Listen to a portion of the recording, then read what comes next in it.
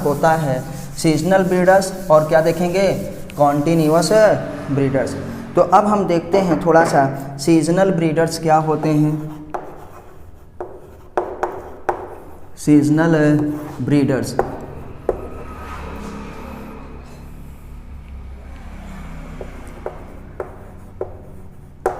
Seasonal breeders, और यहीं पे देखेंगे बेटा कह रहे हैं कॉन्टिन्यूअस ब्रीडर्स।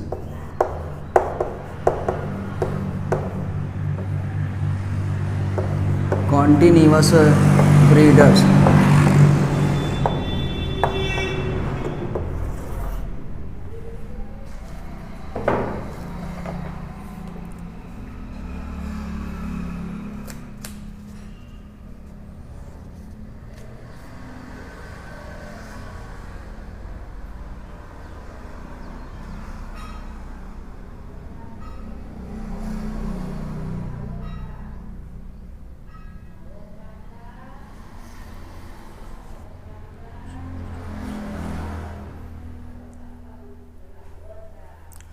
बेटा इसे हम कहते हैं मौसमी प्रजनक, मौसमी प्रजनक, और इसे हम कहते हैं बेटा सतत प्रजनक।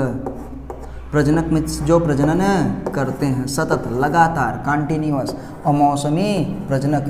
तो इसी को हम लोग मौसमी प्रजनक को और एक चीज़ कहा जाता है जिसका नाम हम लोग अभी लिखे हैं,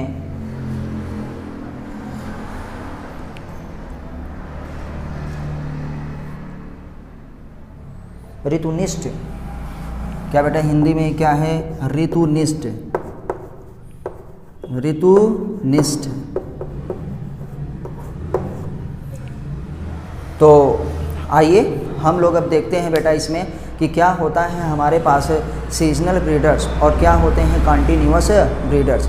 तो सीजनल ब्रीडर्स को पहले आप नाम से याद रखिए कि सीजनल मतलब जो अपने सीजन में केवल ब्रीडिंग करते हैं, जो अपने केवल सीजन में प्रजनन करते हैं, तो इनको हिंदी में कहा जाता है मौसमी प्रजनक। और मौसमी प्रजनक को ही कहा जाता है ऋतुनिष्ठ प्रजनक। क्या है, ऋतुनिष्ठ, जो अपने ही मौसम आने पे, अपनी ही ऋतु आने पे तभी प्रजनन करते हैं, नहीं तो फिर प्रजनन नहीं करते हैं। और कंटिन्यूअस ब्रीडर्स को हिंदी में कहते हैं सतत प्रजनक। सतत मतलब होता है लगातार, और कंटिन्यूअस को तो आप जानते हैं, शायद सतत को ना समझ पाए लेकिन कंटिन्यूअस को आप जान जाते हैं कि कंटिन्यूअस का मतलब हमारे पास क्या होता है, लगातार। हमारे पास कहते हैं हम लोग उसको लगातार प्रजनक। तो जिसमें साइक्लिक चेंज केवल सीजन में होता है। अभी आप साइक्लिक चेंज पीछे देख चुके हैं कि ओवरी के में ना, एसेसरी डक्ट्स में, और क्या है हार्मोन्स में साइक्लिक चेंज जब केवल सीजन में होगा तो उसे हम क्या कहते हैं बेटा, सीजनल ब्रीडर्स कहते हैं। तो हमने ये अलग अलग कर दिया, तो हम यहीं पे लिखेंगे ना, जिसमें ओवरी, ये बार बार इसलिए लिख रहे हैं ताकि आपको याद हो जाए, एसेसरी डक्ट तथा हार्मोन्स में परिवर्तन, हार्मोन्स में परिवर्तन केवल मौसम में होता है, केवल उनके एक विशेष मौसम में होता है, केवल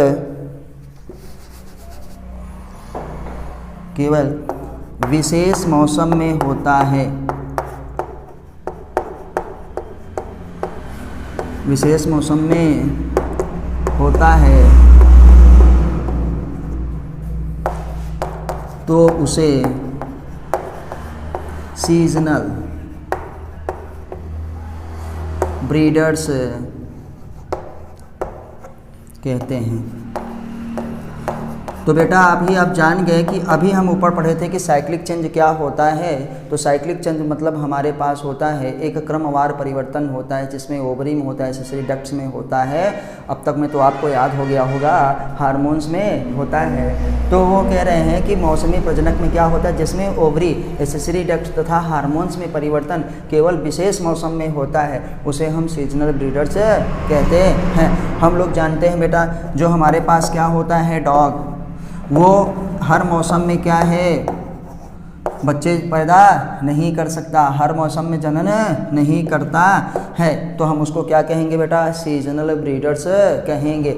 मान लीजिए बहुत सारे हमारे पास ऐसे क्या हैं, प्लांट्स हैं, बहुत सारे प्लांट्स हैं जिसमें फ्लावरिंग फ्रूटिंग क्या होती है, कि विशेष मौसम में ही होती है। क्या कहेंगे, फ्लावरिंग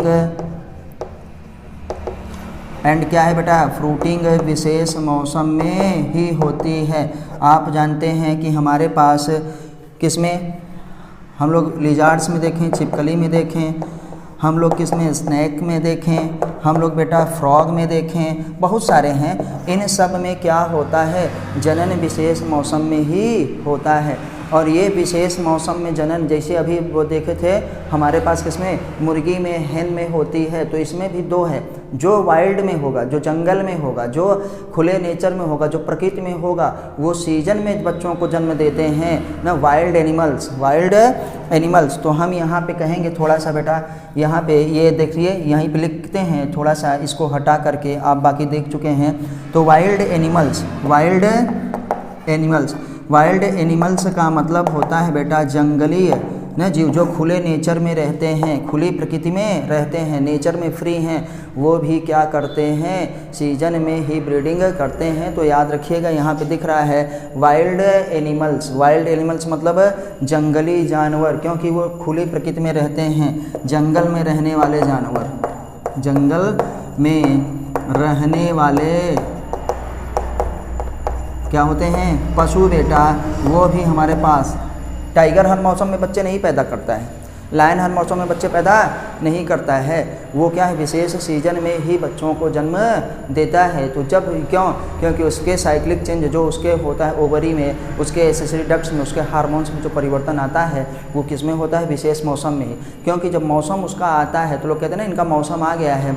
एनवायरमेंटल फैक्टर बहुत सारे कारक हैं जो किसी के जनन को प्रभावित करते हैं। हम लोग पीछे देख चुके हैं कि हैबिटेट वो उसका कैसा होगा, इंटरनल फिजियोलॉजी कैसी होगी, और न वातावरणीय प्रभाव भी इफेक्ट डालता है। अच्छा, तो बेटा हम क्या कहेंगे, जिसमें साइक्लिक चेंज, इसका जस्ट उल्टा, जिसमें क्या होता है हमारे पास साइक्लिक चेंज इन ओवरी, जिसमें ओवरी, ये वी है बेटा, जिसमें ओवरी, एसेसरी डक्ट्स, अब पूरा नहीं लिखेंगे, एसेसरी डक्ट्स तथा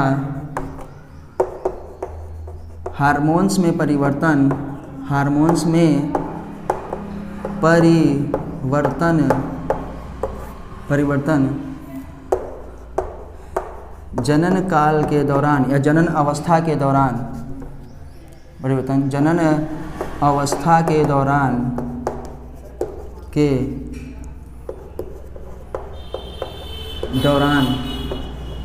लगातार, मतलब साल भर लगातार होता रहता है, लगातार होता रहता है, उन्हें सीजनल या सतत या कॉन्टीन्यूअस, तो कॉन्टीन्यूअस आपको ज़्यादा याद रहेगा, याद रखिएगा, कॉन्टीन्यूअस ब्रीडर्स कहते हैं। ब्रीडर्स मीन्स क्या है, प्रजक, हम लोग कहते हैं सतत प्रजनक, जो प्रजनन करते हैं। जैसे हमारे क्या है, ह्यूमन फीमेल में अगर हम देखें, ह्यूमन फीमेल में अगर देखें तो बेटा पीरियड जब स्टार्ट एक बार हो जाता है तो कब तक, 45 से 50 साल तक वो लगातार होता ही रहता है, हर महीने होगा। अगर नहीं हो रहा है तो इसका मतलब कि उस फीमेल का स्वास्थ्य सही नहीं है।